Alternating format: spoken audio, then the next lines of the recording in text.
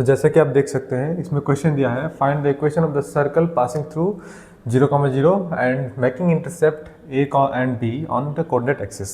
तो क्या कह रहा है कि एक सर्कल का क्वेश्चन है, सर्कल पास कर रहा है 0,0। जैसे कि हम जानते हैं कि कभी भी कोई चीज़ फिगर जैसे सर्कल, पाराबोला, हाइपराबोला हो गया, ये पास कर रहा है, इसका मतलब क्या है, वो जीरो जो दिया होगा, कोऑर्डिनेट कुछ भी दिया होगा, वो एक्चुअली दिया है एक्स और वाई दिया हुआ है। ठीक है, याद रखिएगा। कभी पासेस थ्रू बोल के बोलता है तो एक्स और वाई का वैल्यू दिया हुआ था वो, तो हो गया। अब making an intercept A and be on coordinate axis, ये चीज़ समझना थोड़ा सा कॉम्प्लेक्स लग जाता है लेकिन है आसान। तो इंटरसेप्ट मतलब क्या होता है? इंटरसेप्ट मतलब होता है कि वो एक्सिस को काट रहा है। ठीक है, इंटरसेक्ट कर रहा है एक्सिस पे, कहाँ पर? कोऑर्डिनेट एक्सिस पर। क्या क्या में? ए और बी में। तो वही यहाँ पे सर्कल है तो सर्कल ही काट रहा होगा। तो कहीं ना कहीं और दो पॉइंट मिल गए हमको। जैसे मान लेते इसको कुछ भी ले सकते हैं, एक्स एक्सिस और वाई एक्सिस, दो एक्सिस होता है तो कहीं पे भी काट रहा हूँ। मान लेते ये एक्स एक्सिस में काट रहा है, तो एक्स एक्सिस में काटेगा तो क्या हो जाएगा, इसका इंटरसेप्ट हो जाएगा a,0 और बी मान लेते हैं तुम्हारा वाई एक्सिस पे काट रहा है तो ये हो जाएगा 0,b। मतलब सर्कल जो है वो टोटल हमारे 3 पॉइंट्स में इंटरसेक्ट हो रहा है। एक तो सेंटर पर कर रहा है, सेकंड a,0 पे कर रहा है जो कि हो गया हमारा एक्स एक्सिस, और ये हो गया बी में कर रहा है। क्योंकि अगर कोई भी चीज़ एक्स एक्सिस में काटेगा तो उसका वाई का वैल्यू क्या होगा, 0 रहता है, पता होगा आपको। और जो वाई में काटता है उसका एक्स का वैल्यू 0 होता है और वाई में कुछ वैल्यूज होते हैं। ठीक है, तो ये 3 पॉइंट हमको मिले जो कि सर्कल इंटरसेक्ट कर रहा है, मतलब ये तीनों ही एक्स वाई के वैल्यूज होंगे। जनरल फॉर्मूला क्या है, x minus h whole square plus Y minus के whole square equal to are square. अब हम क्या करेंगे, हर एक पॉइंट्स को पुट करके इसमें से वैल्यू निकालेंगे। जैसे कि देख रहे हैं यहाँ पर, पहले इस पॉइंट से निकालते हैं। तो पहला नंबर क्या हो जाएगा, h का स्क्वायर प्लस कमिन के square equals to are square. Equation 1 आया हमारा। सेकेंड इक्वेशन निकालते हैं इसका यूज करके, तो x में डाल देंगे a minus h whole square plus के square equal to are square, क्योंकि y तो 0 हो गया। ये हो गया हमारा second number equation.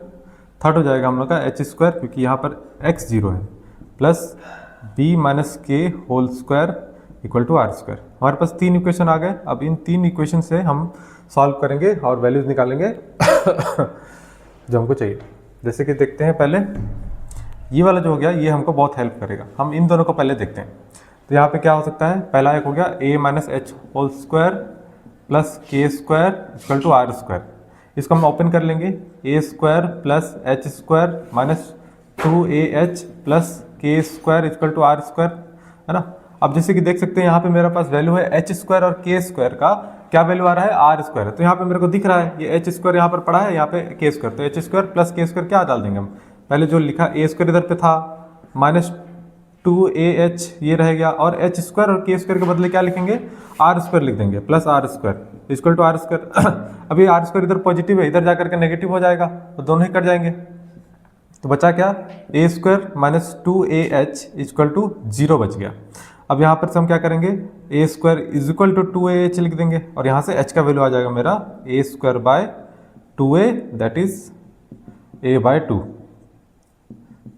h equal to a by 2 आया मेरा। अब सेम वे में इस इक्वेशन को हम लोग सॉल्व करेंगे। चलिए करते हैं, H square plus B square plus के स्क्वायर माइनस 2b की equal to are square. H square, और यहाँ पे हम क्या करेंगे, सेम वे में एच स्क्वायर और के स्क्वायर के लिए क्या लिख देंगे, R square plus B square minus 2b K equal to are square. R square cut जाएगा क्योंकि सेम सिंबल बोथ साइड में है। बचा क्या, बी स्क्वायर इक्वल टू, ये माइनस वाला पार्ट उधर चल जाएगा, 2b के हो गया, और k इक्वल टू हो जाएगा B square by 2b, cut गया तो b बाय 2 आया। k कितना आया, b बाय 2 आया। अब मेरे पास k का वैल्यू आ गया, h का वैल्यू आ गया, k का वैल्यू आ गया। अब मेरे को चाहिए r का वैल्यू, क्योंकि जनरल इक्वेशन में हमको x और y को छोड़ के बाकी सबका वैल्यू चाहिए, तब जाके हम इक्वेशन लिख सकते हैं। h हो गया, k हो गया, अब r का चाहिए। हमको पता है ये वाला इक्वेशन अब यूज होगा एच स्क्वायर प्लस के square equal to are square लिखते हैं। तो h का वैल्यू था a बाय 2 था, तो a बाय 2 का whole square plus b by 2 का whole square equal to are square, a square by 4 plus b square by 4 equal to are square. तो आर स्क्वायर इक्वल टू कितना आया, मेरा इतना आ गया। ठीक है, तो हम लोग का जनरल फॉर्मूला क्या होता है, इक्वेशन एक्स माइनस एच का whole square plus Y minus K का whole square equal to are square. H K और आर चाहिए होता है, हमको पता है एक्स और वाई के वैल्यूज वैसे ही रहते हैं। एच क्या था a/2, वाई बी के क्या था b/2, आर क्या आर स्क्वायर का वैल्यू पूरा आ गया मेरे पास, तो क्या डाल देंगे a² 4 प्लस b² 4।